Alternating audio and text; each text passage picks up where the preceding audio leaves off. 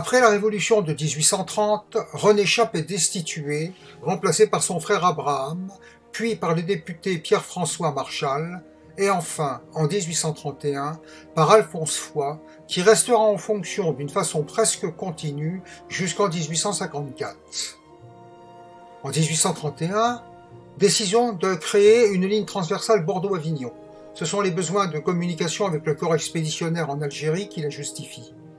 La ligne de Lyon est saturée, mais la ligne de Bayonne est sous-utilisée depuis la fin de l'exposition en Espagne. Cette ligne, dite du sud-ouest, permet une désaturation et une diversification d'itinéraires entre Paris et Marseille. Elle est en service début mars 1832. En 1831, les nouveaux administrateurs se penchent aussi sur le développement du réseau et proposent de nouveaux projets. Ils seront en partie réalisés dans les années qui suivent.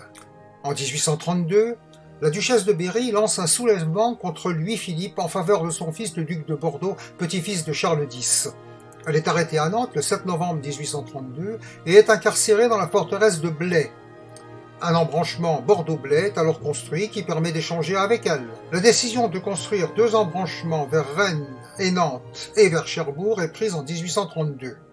Nantes fonctionne le 21 janvier 1833, Cherbourg en février 1835. Les années 1840 à 1846 voient l'apogée de la télégraphie Chappe et l'amorce de son déclin. On construit de nouveaux embranchements, Calais-Boulogne, Dijon-Besançon, Narbonne-Perpignan. On expérimente un nouveau dispositif mis au point par Gabriel Flocon. Il permet de diviser par 2 le temps de transmission d'un message. On est sur la voie de la transmission nocturne. Enfin, en 1846, la ligne de Balogne est prolongée jusqu'à Béoby, à la frontière de l'Espagne. On y reviendra. Louis-Philippe décide la construction de la chapelle royale de la famille d'Orléans à Dreux.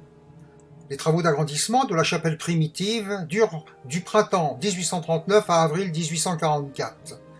Désireux de suivre les travaux, le roi fait établir à Dreux une direction temporaire qui lui permet de rester en contact avec Paris lors de ses séjours entre 1842 et 1844. 1844 sera l'année de la rupture. L'administration des lignes télégraphiques propose la construction de 2 lignes, Paris-Rouen-Le Havre et Metz-Lille-Rouen-Caen-Avranches. Cette proposition provoque à l'Assemblée nationale une réaction violente. Adversaires et tenants de la télégraphie Chappe s'affrontent.